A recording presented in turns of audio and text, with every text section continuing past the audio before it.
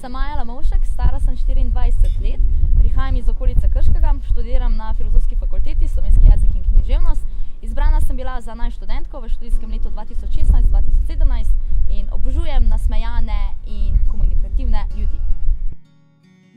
Kar zanimivo zgodbo glede tega, ker sem se jaz najprej vpisala v Ljubljano in nisem želela študirati v Mariboru, ker celotno srednjo šolo sem govorila, ja, jaz bom bila študentka novinarstva, sploh nisem nič kaj drugega študirala, da bi sploh vpisala oziroma na noben drug program nisem pomislila. Zaradi njega sem se potem odločila, da pridem v Maribor in seveda tukaj ni bilo novinarstva. Izbirala sem takrat med medijskimi komunikacijami, ki so se mi zdele še nekak najboljši približek novinarstvu, in pa med slovenistiko. Ker mi program na medijskih komunikacijah ni bil tako všeč kot na slovenistiki, sem se potem odločila za to in sem zaljubljena, vesela in pač takšna, ki jaz sem, oziroma to, da bi vse naredila za tiste ljudi, ki jih imam rada. Sem 10 minut pred polnočjo, ko smo imeli te spletne prijave, sem jaz spremenila iz Ljubljane v Maribor. Spodbudilo me je to, da sem že, ko sem prišla v Maribor, sem rekla domačim, od zdaj naprej si bom sama plačevala vse položnice, kar je takrat pomenilo položnica za študentski dom, takrat sem imela še avto, sem pač morala še zavarovanje, bencin in pa položnica za telefon. In pač vedela sem, sicer sem imela nekaj prihrankov, ampak sem vedela, da bom čez mesece potrebovala še nekaj več. In sem rekla, ok, bom pa začela nekaj delati, ne? Oziroma rekla sem si, če bom že nekaj delala, bom to delala z veseljem. In sem pač iskala tudi takšne službe, kjer lahko dela z ljudmi, ampak vseeno se lahko na nek način izpopolnjuješ, oziroma si vedno boljši in boljši in boljši. In ja, potem pa pač razni projekti vsako leto, pri katerih zelo rada sodelujem, naprimer zadnji izmed njih, za katerih sem v zadnjem letu res ogromno časa pa energije porabila, je Junaki zaposlovanja, ker smo v bistvu vsem mladim smo želeli ponuditi priložnost, da razvijajo svoje kompetence, da razvijajo svoje interese, svoje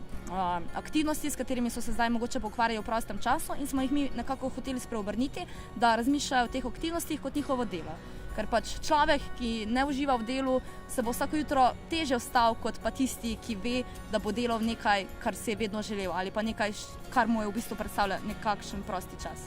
In ja, sem pa ugotovila zdaj v tem času, od prvega letnika, drugega letnika, odkar sem začela delati z otroki malo bolj intenzivno, te rojstnodnevne animacije, vrtci, plesne šole z otroki,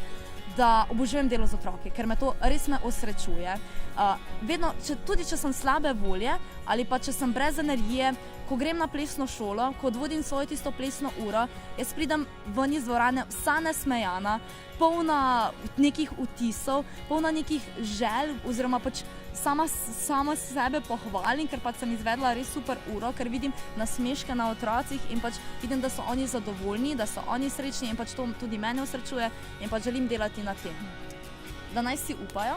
da naj vztrajajo,